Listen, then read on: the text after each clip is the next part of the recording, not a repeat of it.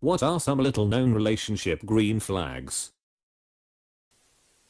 Willingness to forgive you when you make a mistake / speak in anger / etc. rather than hold a grudge or try to punish you.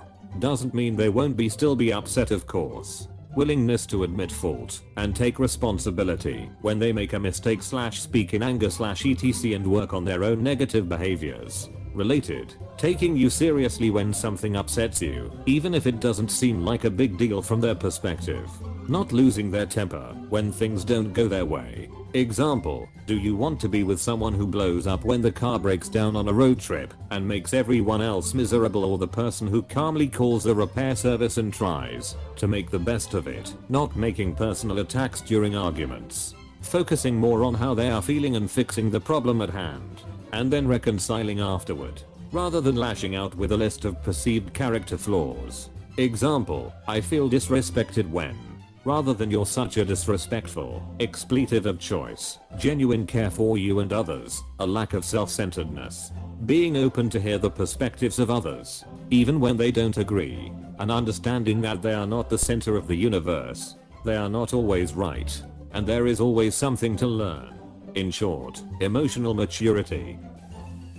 When you like the person that you become when you're with them. Everyone projects a different version of themselves around different people, and if you don't like who you become when you're with someone, it's probably not going to be the healthiest relationship. You also should bring out the best in you. The ability to coexist in very companionable silence. A friend of mine once said, when silence is not cringe, the friendship is real. Apostrophe. My dad always told me all I needed to do to make friends was to be okay at talking, good at listening, and excellent at shutting the F up. That's damn good advice. If it's a chore you both hate, you do it together. My late husband and I both hated folding laundry, but it had to be done, so we always did it together. Made the chore less of a pain. My dad did that with us growing up. Anytime he needed to run errands or do housework, he would ask me or my brother to keep him company and talk to him. He said that made it was less about being bored and annoyed by doing chores and more happy hanging out and bonding time with his kids. It was always fun too. He genuinely did like spending time with us and joking around. We were never super close because he was pretty strict, but I always liked that quality time with him. I try to get my kids to help. My youngest daughter loves when the tools come out. Her big sister is a decent painter. I try to get them to help cook too. Stuff takes longer to get done, but hopefully they absorb some of the stuff we are doing. It's a pretty convoluted story, but I was dating a guy, had to drive his car to get him from a situation, and wrecked his car due to mechanical failure, and called my mama to come get me so we could go get him. Rescued him. Then had to tell him I'd wrecked his car. His first question, "Are you okay?" My mom overheard. That one's a keeper. Apostrophe. I've told this story before, but a week or two into dating my boyfriend, I was driving to work and one of the wheels fell off my car on the highway. I pulled over to the side of the road and called my boss and a tow truck, and then texted my new beau just for comfort. He asked where on the highway I was and said he'd be right there, without hesitating. When he showed up and ran across the busy highway and scooped me up into a hug, I felt so loved and safe and thought, oh shit, this could be the one. Apostrophe.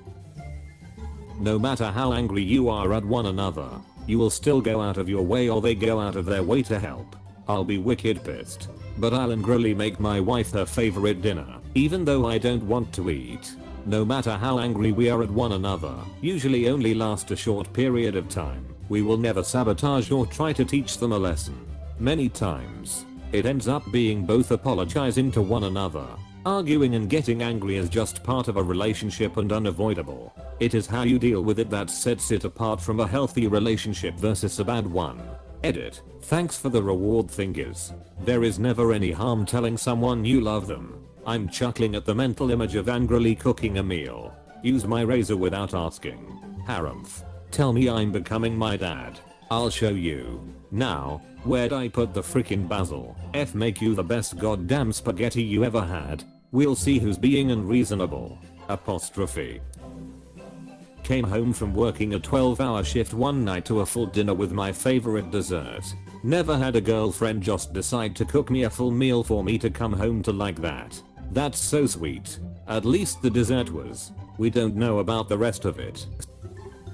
Able to forgive mistakes. Early in our relationship I accidentally backed my car into my fiance's car while coming out of the driveway. I definitely did damage. I immediately started freaking out and crying, and he just calmly got out of his car, came up to mine, and asked if I was okay. He got me to calm down and said it was fine, it was just an accident. He never made me feel bad about it. He called it a little bump to my friends to minimize my embarrassment. We laugh about it to this day. Side note, his dad who works with cars fixed his car for him at no cost. Edit. No, he did not have any way of knowing his dad would/could fix the car. His father is not a mechanic.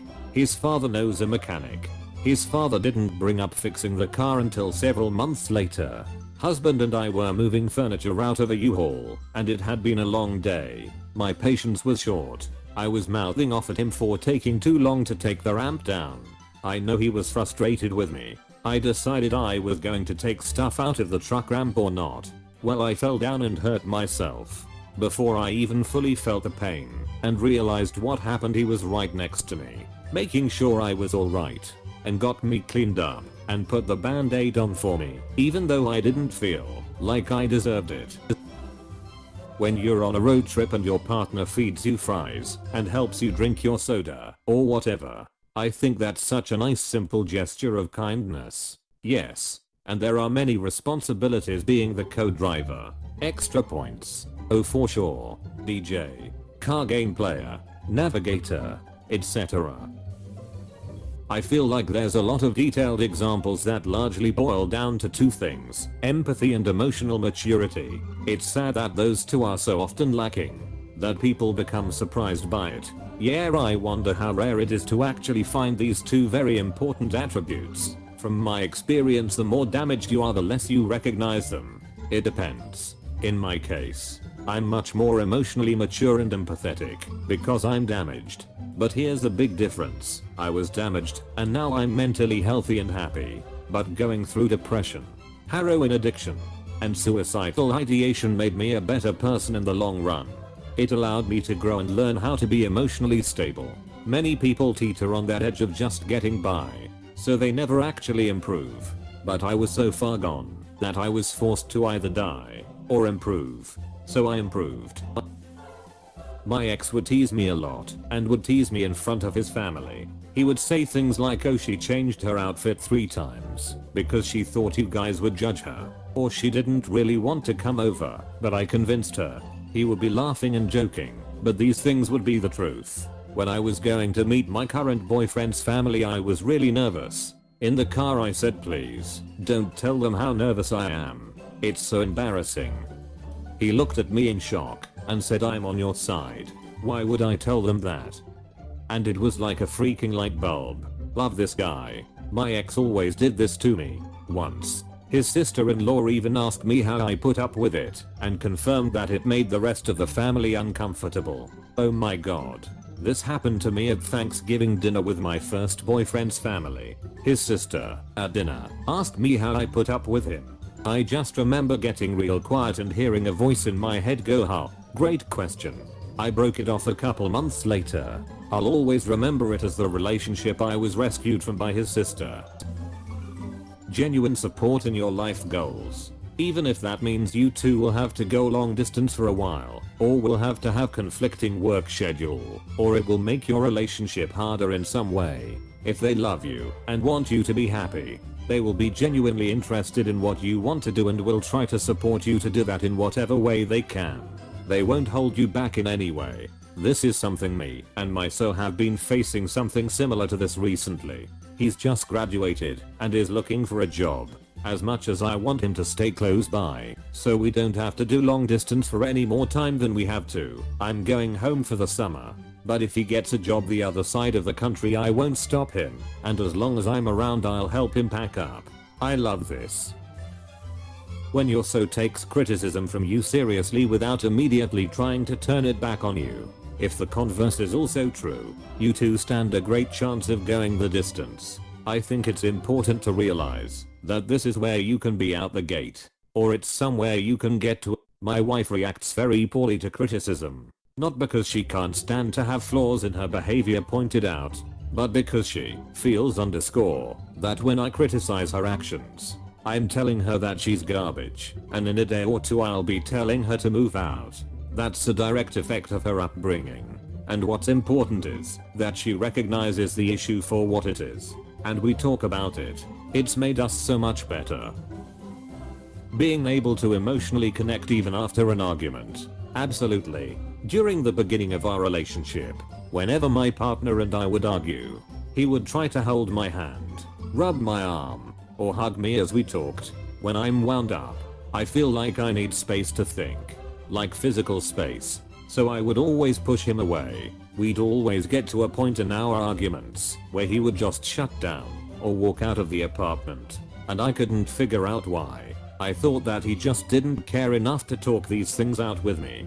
Finally I learned that physical touch is a big part of his love language. And that was what he needed during/after our fights, to feel emotionally connected with me. Since then, when one of us gets upset, we hold hands and talk things out. It's a weird small thing that's made a huge difference in our relationship. It's so touching, so to speak, that you were able to figure it out, to get onto the same page with each other. Wishing you continued happiness.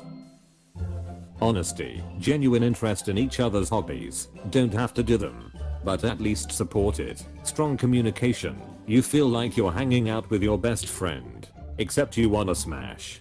Bold of you to assume I don't wanna smash my best friend. Smashing the homies ain't gay. If you are wearing socks, just say no homo afterwards, and it's all good. Or good game. It washes a gay away. Being able to have healthy conflict without fear that conflict will cause the end of the relationship. It's green flag and a relief to have natural disagreements and communication about those disagreements without constant fear that someone's going to hit the nuclear option. Edit. Also doctoring my coffee and bringing it to me in bed was a smaller green flag. Edit 2. Doctoring meaning putting cream and sugar in. And thank you for the awards and gold Reddit friends. Underrated comment. Also, no matter how pissed off you are at E/O, you're still supporting, respectful, and considerate of one another. Edit. For clarification, E/O equals each other, and thanks for the gold, fellow Redditor. When you never have to question their whereabouts, and you get that safe feeling. A lot of couples I know have tracking devices on their phone. How TF do you live like that? Edit. I see a lot of replies saying they do it for safety, convenience, or whatever. But at least one of the people in those relationships has control issues at the very least. I'd rather be alone at that point. God forbid they find your illegal dog fighting ring. I know what you're up to. Non-sexual compliments. Not really sure if this counts because we're not in a relationship. But last fall semester, my friend asked if I could help her with something. I hadn't seen her in a while, and while I was talking to her she said, "You got new glasses?" I said yes, they really suit you. It honestly made my day. Compliments really go a long way. Friendships are relationships too. There are good ships. There are wood ships. There are ships that sail the sea. But the best ships are friendships. May they ever be. Your partner does things for you without asking and remembers little details. For example, I like eating with a fruit fork, the smaller version of the dinner fork. I actually googled that, since our family calls them the little forks lol. Anyway, my partner remembers this and will grab it for me when we're dishing up food. Another good one is they make you feel appreciated. Edit. It may be a cake fork or salad fork. OMG, same here. My fiancée always grabs me the little forks, or as I like to call them, normal forks. She prefers the monster forks. Regardless, it's such a simple, nothing gesture that shows she's listening and she cares. Marrying that wonderful person this Saturday. Edit. Been working all day and just checked in. Thank you all for the well wishes. We are super excited. Not the wedding we had envisioned when we got engaged, but it's going to be perfect. Congrats. Sounds like you two are made for each other, but it's not. Like you need a random 16-year-old telling you that lol. Damn. Imagine getting this much karma on a burner account. They don't need to hear it, but I'm sure they don't mind it. Laughter. And also, I've been with my partner for 40 years this month, and I still smile when I see him across a room. He still makes me laugh, and my heart soars when I think of him. Awesome. And congratulations to you both. Been with my wife almost 10 years now, and she always tells me how she loves that I make her laugh at least once every day. I hope she still says the same thing 30 years from now. Laughing is probably the best thing you can do in the world and my favorite thing. One of my HS teachers told me, if you can't find something to laugh about each day, what's the point of waking up? And that always stuck with me. That last part is a little depressing. Some days don't seem to have any laughter to be found. Listening to you and remembering the things you've said. Back when me and my boyfriend started dating, he'd sometimes bring up things that I've said before. X, my favorite foods, candies, etc. Close bracket. Made me super happy and could tell he genuinely cared. I'm so bad at remembering details like this. I've started to record them in my phone for friends and partners, and it enables me to be so much more thoughtful. E.g. a friend of mine mentioned that 2 of her favorite desserts were cannoli and cake. So for her birthday I made her a cannoli cake. She was so touched and didn't remember saying it, so it came across as very insightful. Haha. I'm so glad that my most upvoted comment is about my most fiercely kept secret in my friendships. Haha. Hopefully it helps all of you out. I drink a lot of water, and sometimes my BF would stay until late and I would fall asleep. Before leaving he always made sure I had a glass full of water on my nightstand in case I woke up thirsty. It's always the small details. Edit. I drink a healthy amount of water. Thank you for your concern, lol. My boyfriend does this too. I'm never without a water glass. If he walks by and it isn't full, he fills it up. I don't know how to tell you this, but I think you're dating a server. Ma'am, this is a Wendy's. You don't feel like they are playing games. Communication is direct, and you don't feel too nervous about what you should or shouldn't do or say. And you're not worried about what they do or don't do or say. Some butterflies is normal, of course. Edit. To clarify, my point here is it's possible to meet someone who, right from the beginning, you're not overly concerned about your interactions. You don't have to think too much about what to text them or when. Same with calls. They don't leave you wondering about when they will respond to you and what delaying means. They don't say or do cryptic things that you have to go home and call in a panel of friends to analyze. This is not to say that, in the beginning, you shouldn't take care to be on your better behavior and not to overshare. This is not game playing. It's being considerate. Cheesy but true. Communication in a relationship is like cell phone service. Lose it, and you start playing games or searching for a better provider. They trust you to stay at their apartment alone. They communicate if they will be delayed and how long they will be. Talk things through before it becomes a screaming match, not after. Asks about boundaries/traumas and doesn't judge you for them, but instead respects them. Oh, and talks through triggers they accidentally hit. My husband and I have both had abusive relationships in the past, and we work very hard on trying to recognize triggers and articulate what tripped them. They respect your food issues, weather preferences, allergies, etc. Bonus points, they defend you to their blood relatives. That was something that saddened me about my ex. I'm celiac, no gluten, and every time we discussed restaurants, she'd get pissy about me checking if it had gluten-free options. I despise your obsession with being able to properly consume food without destroying your digestive system. So annoying. Apostrophe. Aren't these people the worst? And then they have the audacity to start dying from a nut allergy. Ridiculous. What about my needs?